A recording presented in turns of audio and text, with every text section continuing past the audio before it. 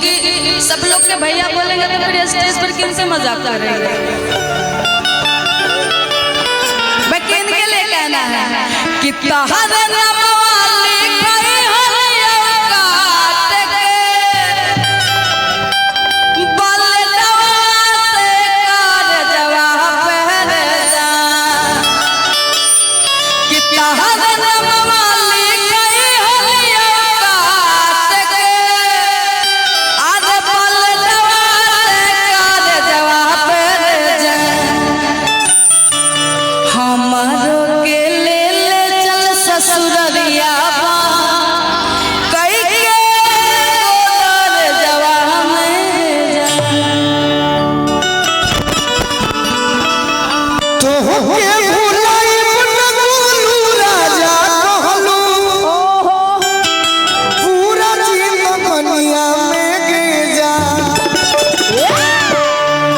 जाके ससुररिया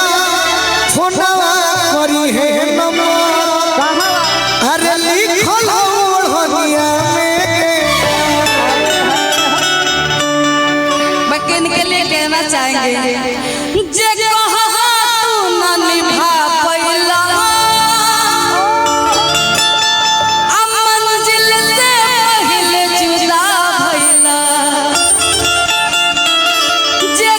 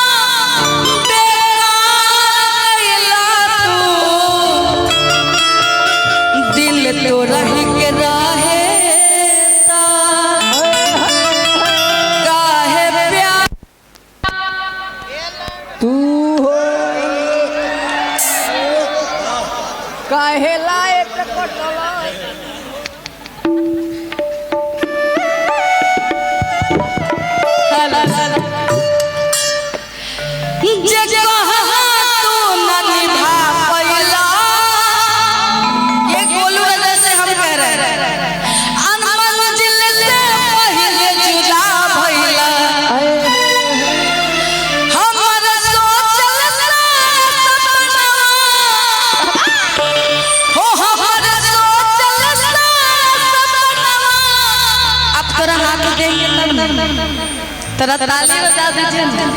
गोलू राजा जी का हाथ कोई कोई पकड़ता है, बात सही है। बाकी कहना है कि हमारा सोचल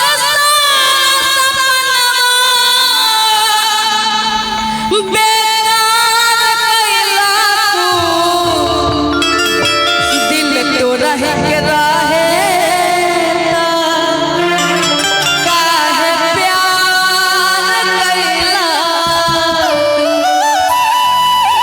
इतना प्यार दिखा रही हो तो मुझे भी कुछ कहना जरूरी है कि तोहरे के कोनिया अरे बनाई दिए रानिया अजजिया रही भूमि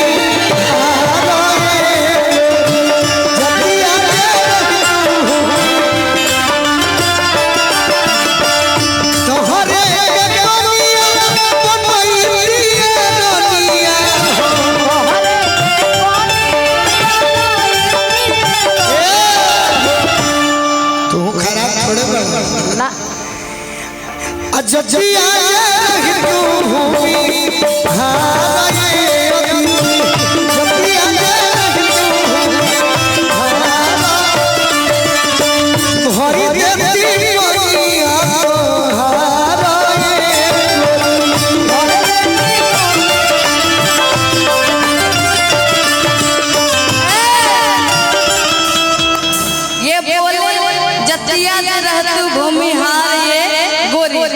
किसी में हमें दोहरा देते हैं कि त्योहारे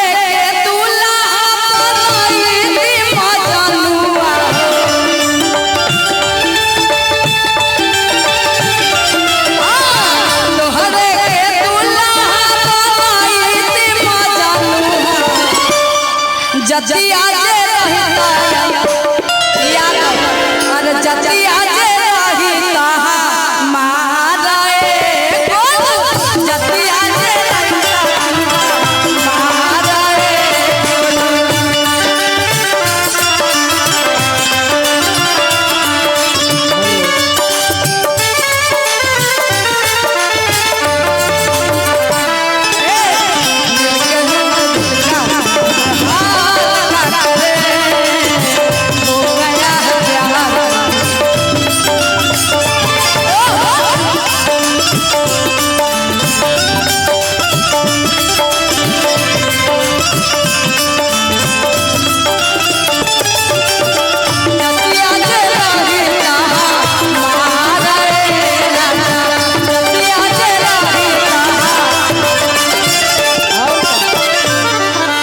हमरा बहुत कुछ बोले के मन नहीं खे मैं क्या उस टाइम में बोल रहे थे इनके लिए अब कहना चाहता दोस्तों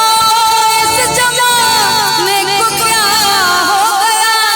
दोस्तों इस जमाने को क्या हो गया जिसको चाहा वही